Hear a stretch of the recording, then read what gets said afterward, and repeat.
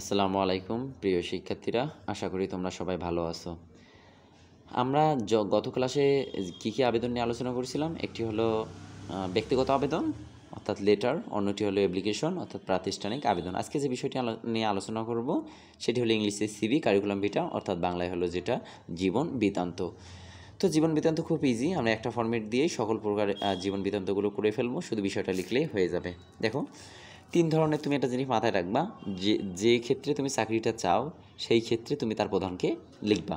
মনে করো তুমি যদি কোনো প্রাইভেট কোম্পানিতে চাও তখন তার ব্যবস্থাপনা পরিচালককে লিখবা, অর্থাৎ টিচার বা স্কুল সম্পর্কিত যদি কোনো কিছুতে নিয়োগ লাভ করতে চাও সেক্ষেত্রে প্রধান শিক্ষক বা অধ্যক্ষ এই ধরনের যারা বড় তাদেরকে লিখবা। তো মূল কথায় আসি, মনে করো যে এখানে চাইলো যে কোনো বাণিজ্যিক প্রতিষ্ঠানে অফিসার বিবরণ পদে নিয়োগ লাভের জন্য আবেদন করা চাইলো, তাহলে এটা একটা প্রাইভেট কোম্পানি, সেক্ষেত্রে আমরা ব্যবস্থাপনা পরিচালক বরাবর লিখবো। তার মানে কি, আজকে 28শে মার্চ 2023, তো বরাবর ব্যবস্থাপনা পরিচালক, যেহেতু আমি ইনিই প্রধান এখানে, তারপর ওই কোম্পানিটির নাম মনে করো এখানে সন্ধানী ইন্স্যুরেন্স কোম্পানি লিমিটেড, তারপর ওই জায়গার নাম দিবা মতিঝিল ঢাকা। দেওয়ার পর তারপর বিষয়ের নাম, বিষয় যে থাকবে ওই বিষয়টা লিখবা যে ড্যাশ পদে নিয়োগ লাভের জন্য আবেদন, অর্থাৎ অফিসার পদে নিয়োগ লাভের জন্য আবেদন দিলা। দেওয়ার পর জনাব আসসালামু আলাইকুম, তারপর গ্যাপ রাখার কোনো দরকার নাই এবং সেন্টেন্স লেখার দরকার নেই আসসালামু আলাইকুমের পর। তারপর দেখো বিনীত নিবেদন এই যে তুমি একটা জিনিস তারিখ, এই তারিখটার ক্ষেত্রে মনে রাখবা, প্রথমে যে তারিখটা দিবা, মনে করো আজকে 28শে মার্চ, তো তুমি কিন্তু এই নিয়োগপ্রাপ্ত যে পেপারটা এটা কিন্তু কয়েকদিন আগে পড়ছো, তার মানে কি 28 তারিখের কয়েকদিন আগের তারিখ দিতে হবে। তখন তুমি লিখবা বিনীত নিবেদন এই যে গত 22শে মার্চ 2023 তারিখে যে একটা পত্রিকার নাম দিবা, দৈনিক সমকাল পত্রিকায় প্রকাশিত বিজ্ঞাপনের মাধ্যমে জানতে পারলাম যে আপনার প্রতিষ্ঠানে অফিসার পদে কিছু সংখ্যক লোক নিয়োগ করা হবে, অর্থাৎ যে পদটা চাবে ওই পদের নাম এখানে লিখবা।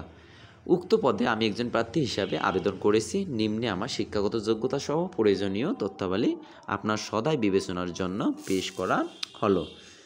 এ পর্যন্ত তোমার থাকবে তোমার মেন বিষয়টা। লেখার পর তুমি এখানে কি লিখবা, জীবন বৃত্তান্ত বড় করে দিবা, বিভিন্ন কালার করতে পারো, লাল কালার বাদে, অথবা বোল্ড করতে পারো।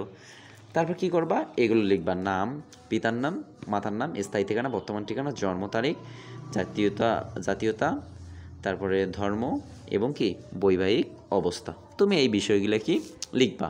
এখন একটা যে মনে লাগবে, যেন কোলনগুলো যেন সমান থাকে। দেখো নামের পর যে কোলনটা ছিল সমান সমান সবগুলো কিন্তু আমি একই লাইনে দিয়েছিলাম, তাহলে লেখা সুন্দর অর্থাৎ মাধুর্যপূর্ণ হবে যে বিষয়টা এটা।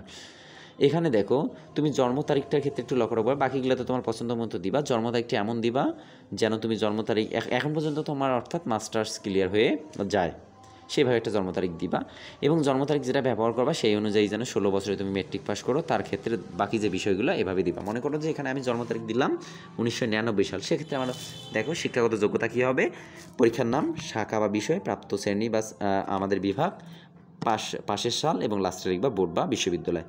তাহলে যেহেতু আমি জন্ম দিয়েছি 99-এ অর্থাৎ 1899 সালে, সেক্ষেত্রে আমি 2015 সালে মনে করো এসএসসি পাস করবো, তাহলে আমি কী দেবো, এসএসসি বিজ্ঞান বিভাগ থেকে জিপিএ 5 পেয়েছি 2015 সালে রাজশাহী বিশ্ববিদ্যালয়।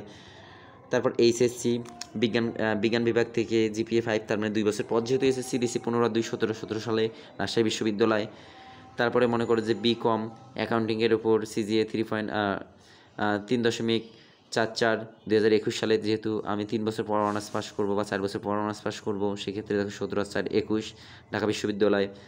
অথবা দেখো বিএ কম অর্থাৎ মাস্টার্স আমি কী করেছিলাম অ্যাকাউন্টিং নিয়ে, সিজিপিএ দিক বা এখানে 3.69 2022 সালে ঢাকা বিশ্ববিদ্যালয়। অর্থাৎ তুমি এখানে জিনিস মনে রাখবা, মেট্রিকের যে সালটা দিবা এসএসসি, তার 2 বছর পর দিবা এসএসসি, এবং তার 4 বছর পর দিবা বিএ, এবং তার 1 বছর পর দিবা কি এমএ। ঠিক আছে, এইভাবে তুমি যেভাবে সালটা দেওয়া আছে সেটাই মুখস্থ করবা, অর্থাৎ যেখানে এটা যেটা দেওয়া আছে সেটাই পড়বা। জাস্ট জন্ম তারিখটা যদি তুমি 1999 সাল করে দাও, সেক্ষেত্রে আমাদের নিচের শিক্ষাগত যোগ্যতা চারটা ঠিক থাকবে, তুমি এভাবেই দিয়ে দেবা, যা আছে হুবহু দিবা, কোনো সমস্যা নেই।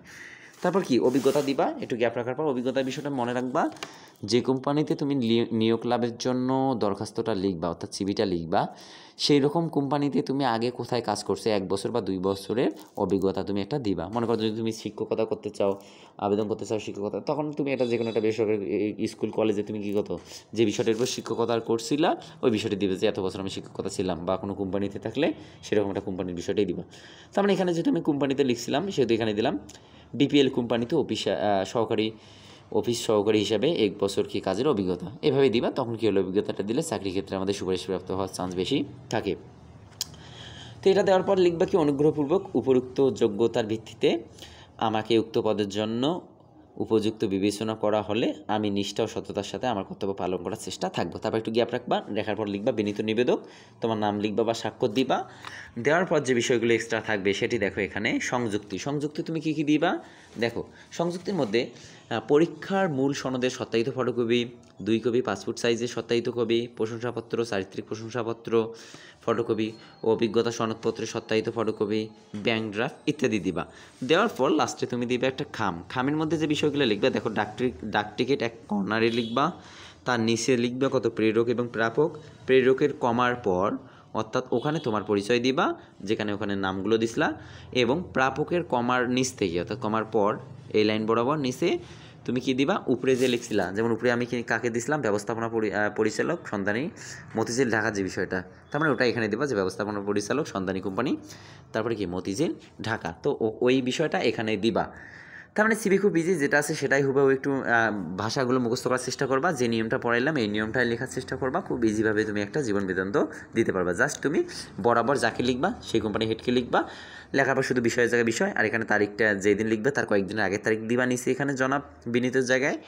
তারপর যে পদে লিখবা সেই পদের নিয়োগের জন্য তুমি একটা অভিজ্ঞতা দিতে পারো, শিক্ষাগত যোগ্যতা যা আছে এখানে যেভাবে দিছি সেভাবে দিবা, জাস্ট জন্ম তারিখটা দিতে পারো 1899 সালে, তাহলে এর দিকেরটা মিল থাকবে আমাদের সব কিছুই।